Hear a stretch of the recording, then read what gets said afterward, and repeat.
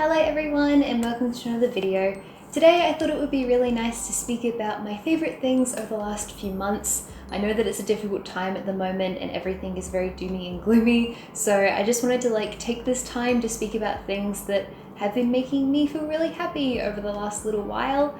I think it's been a really long time since I did my last favourites video, and I don't do them very regularly, but I think it's been well over 8 months, if not maybe potentially a year since the last time I did a favourites video, so we're probably absolutely due for one. Today I have bunches and bunches of stuff to talk about, weird eclectic stuff like my favourite TV and books at the moment, jewellery, live experiences, a bunch of different stuff that I want to speak to you guys about. So we have a nice spread of things. So yeah, without further ado, let's jump into the video, and I'm going to be speaking about my favourite things from over the last few months. I will also say that the lighting's probably going to be really dodgy in this video just because the sun keeps going in and out of the clouds and it is my only source of light. So I'm sorry, but if I get up and change the lighting every 2 seconds, it's going to drive me nuts. See, it's getting brighter again now. So the very first thing I wanted to speak about today is actually a few jewellery pieces from Ana Luisa. Now I'm super duper fortunate because Ana Luisa actually reached out to me to sponsor this part of the video. Now when you have a YouTube channel,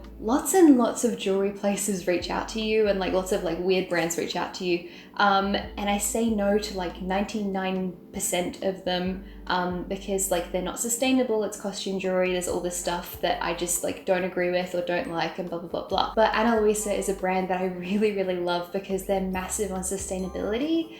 They make jewelry that's brilliant quality and really nice, but it's not super duper expensive, so it's accessible for a lot of people, and the brand ethos is just really great, so I love them. They're an excellent brand.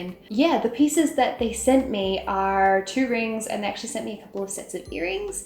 So I cannot remember the names of the jewelry from off the top of my head. They actually sent me these 2 rings, so they're really pretty. I love how dainty and small they are. I'm not into massive chunky jewelry just because I find it really inconvenient and annoying. But I love these dainty little rings. I think they're so pretty. And then they also sent me 2 sets of earrings. So I'm wearing these earrings right now, very dainty, really lovely. And they also sent me these ones as well, which are just really nice and elegant. I think these are the Kinoko earrings, and I remembered that because Kinoko is mushroom in Japanese. But yeah, they're just so lovely, and I love the little marbled effect on them. And the reason why I don't generally buy a lot of jewelry is because jewelry is either really expensive, or if it's costume jewelry, it's cheaper and more affordable, but it tarnishes really quickly, and I find it really wasteful to throw things away. And I just love Ana Luisa because all of the jewelry is really elegant and pretty, but it's also really nice quality. I was reading on their website that they use the same jewelers as Tiffany & Co and stuff like that, and that had me amazed because all of the jewelry starts from around $49-ish, which is really cheap in comparison. As far as nice quality jewelry goes, that's super accessible for a lot of people. And I know at the moment that this is not a time when lots of people have big disposable incomes to be spending on jewelry. So if you're looking for something that's beautiful and really good quality, is excellent for the environment because it's all recycled gold, it's made in small batches, sustainability is so front of mind for this brand. Ana Luisa is a really excellent choice, and I just love the pieces so much. Again, thank you so much to them for sending me these pieces. I adore them. They're really lovely. Favorite number 2 will come as no surprise to most of you if you've seen my recent vlogs or if you're following my Instagram, but it is Animal Crossing. Now I know that Animal Crossing has really blown up recently. I have loved this game since I was a very small child. So many hours of my childhood were put into playing New Leaf and I think Wild World. I think those were the 2 I played, but this new rendition of the game is just excellent and I love it. I've already played over 100 hours of the new Animal Crossing and I have loved every second of it. If you are not aware of Animal Crossing, you don't know what it is, basically it's just this very open storied game that's incredibly wholesome, in which you live on this deserted island and pretty much you just make friends and try to pay off your mortgage, and you live in this cute little forest and you can craft your town and collect furniture, and there's all this stuff you can do. I find that when you try to describe Animal Crossing to people, it never really does it justice, but like if you know, you know, and it is a brilliant, amazing game. I've also found that it's particularly perfect for this time because I keep wanting to just escape from everything, and like if I'm finding myself really, really anxious or stressed, I can literally just turn to Animal Crossing and dive into this world, and it's so peaceful and wholesome. The music is beautiful, every facet of it is perfect.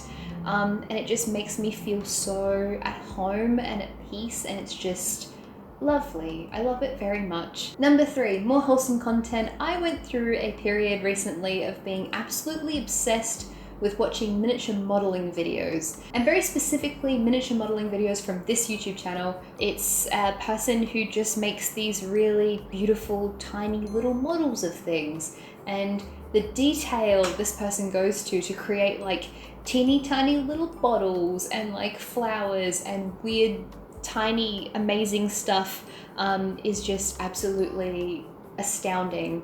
If you want to dive down a rabbit hole of like really, really peaceful, calming, wholesome YouTube content, then I really recommend these videos because I just think that they're absolutely beautiful and I love them. And it's kind of like Animal Crossing, that if I feel particularly anxious, I can watch these videos and I just see these little worlds being crafted, and it makes me so happy and it brings me so much joy, and it's another one of my favorite things from the last few months. Number 4 is a band called Genie High. I sort of realized that I don't really talk about my music tastes very much on this channel. My music taste is sort of weird and eclectic and like a lot of different stuff. But I quite like J-pop and like Japanese indie rock, and this band sort of falls into that. It's kind of like a supergroup of a bunch of different like kind of well-known Japanese musicians. But the music is just really, really boppy and fun. One of the songs has Ana from Bish, and Bish is a band that I've been listening to for the last like several years. I've seen them live, they're amazing, I love them. But that was how I found this band, because she did a song in this album. Number 5 and number 6 are both books. I'm not going to speak too long on these books because I've just covered them in my what I read from January to April video. So if you want to check that out, there will be a link in the cards up above. I can never remember what side it is. But yeah, the first book I'll speak about is Educated by Tara Westover. This is one of my favorite books I've ever read. It is a memoir of a young woman who lived in this like very, very controlling family who were very, very Mormon. They were like preparing for the ends of days, and they thought that Armageddon was coming. They didn't let their kids go to school. They didn't believe in doctors, all of this like really intense stuff. And essentially it was about how she like got out of this family where she wasn't even allowed to go to elementary school, and how she ended up getting like a college degree and going on with her education beyond that. It's a really remarkable story, and I found it so inspiring and so brilliant, and I cried during it, and when I finished it I just didn't know what to do with myself. My other favorite book from the last few months is probably Convenience Store Woman, which I've spoken about a ton on this channel so far. This is by Sayaka Murata, and it's about this woman in her 30s who works at a convenience store, and it's about societal expectations, and it goes on from there. Again, I've spoken about these 2 books heaps recently, so I'm not going to bore you guys by speaking about them again. But if you want to hear more about them, I spoke about them at length in the bookish video I linked in the cards just before. The next one is a film, and I know that I'm really, really late to this particular train, but it is Parasite. Now, this film is one of the best movies I've seen in such a long time. Like, the way the director depicted like class segregation and walking over lines, and just every facet of the cinematography in this film was excellent, and I loved it. And I loved how particular the director was on visual storytelling beyond the dialogue and beyond the subtext of the plot, in terms of like how it used physical levels to illustrate things, and just there were so many parts of this film that were just absolutely brilliant. Like, my inner essay writing nerd friggin' loved this film because I was like, look at all of these techniques, I love them, this storytelling, oh god, it was amazing. I loved Parasite. I loved every second of it. I thought it was absolutely amazing. Moving on to TV shows I've been watching recently.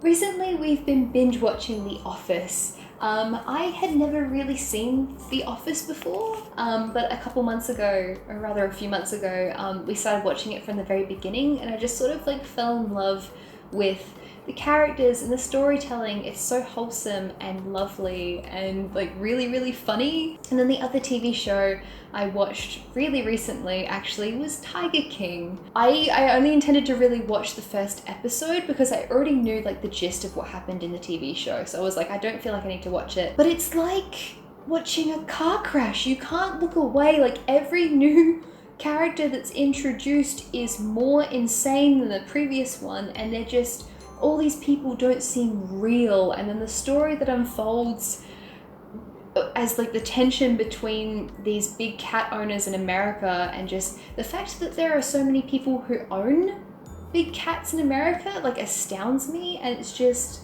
like, yeah, this whole thing is just mental, and like a really engaging story overall. But yeah, this TV show, it was so engrossing. I ended up watching I think there are 7 episodes. I watched like the first 6 episodes in one sitting. I went to bed at like 3 a.m. and then I got up the next morning and watched the last one. Like that was how sucked into the show I got. I just watched it pretty much the whole way through.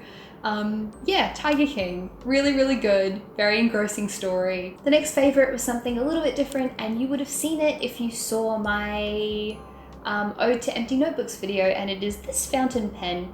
This is a green Lamy fountain pen. Lamy? But yeah, I got this for Christmas last year, Jesus. I got it for Christmas last year, and I've just absolutely fallen in love with writing with fountain pens. Most of my work that I do is on the computer, and obviously I do a lot of typing, but I've sort of taken to like writing in notebooks with this. Yeah, I love this fountain pen. It is like my favorite thing. It makes like the physical act of writing so much more enjoyable. And yeah, I really love it. It's green, it's a really lovely color, and it is so much fun to write with. I really love it. And then the very last thing I loved over the last few months that I wanted to speak about is really just like a few different live events that I went to. So all of the craziness hit Australia a bit later than most of you guys, because we were still out and about when other people were going into isolation. The first thing that happened was I went to a like pop-up gig from Amanda Palmer. It was this beautiful little gig that she did for free in this venue I had never been to in Adelaide, and I just sort of like walked in with a friend of mine and sat on the floor, and she just played, and it was like one of the most beautiful live shows I've ever been to. Yeah, one of the coolest things I've ever just like wandered into, just an Amanda Palmer free gig that she did. And then the week after, my partner and I went to 1OK Rocks. I saw them at Soundwave in 2015, I think it was. Oh, it was a while ago. It was a really long time ago. Oh God, that's like 5 years ago. Like 2015 or 2016, Soundwave. They performed and they were excellent, and I loved them. Their live show was excellent, and it was really good. It was at like a small-ish venue, and it was just a really brilliant time. And then the last sort of live event thing I went to that I really loved over the last few months was Neil Gaiman. These last 2 events were sort of covered in my Week in a Life vlog, if you saw that. But yeah, I went to a talk that Neil Gaiman gave, and it was a sort of like interview thing that was put on by the University of South Australia. I listened to his talk. I asked Neil Gaiman a question, which was the most nerve-wracking thing I've ever done in my life. I think I sounded terrified probably. And then I got to meet Neil Gaiman, and he signed my copy of The Graveyard Book. And I'll insert a clip here of what that looks like. But yeah, it was, I got to meet him, and that was like one of the most remarkable moments of my life, because I was like, oh my God, it's Neil Gaiman. He's like one of the most talented and brilliant authors who's ever friggin' lived, and I got to meet him, and that was like the coolest thing. So yeah, we had this period of really amazing live events, and like I was so busy, and I went to all these like really cool things, and then we went into lockdown like a week later, and it was like nothing. But I had some really amazing and brilliant experiences over the last few months, particularly those three. So I just wanted to share those with you because remembering them makes me really, really happy. So yeah, those are all of my favorites from over the last few months. I hope you guys enjoyed this video.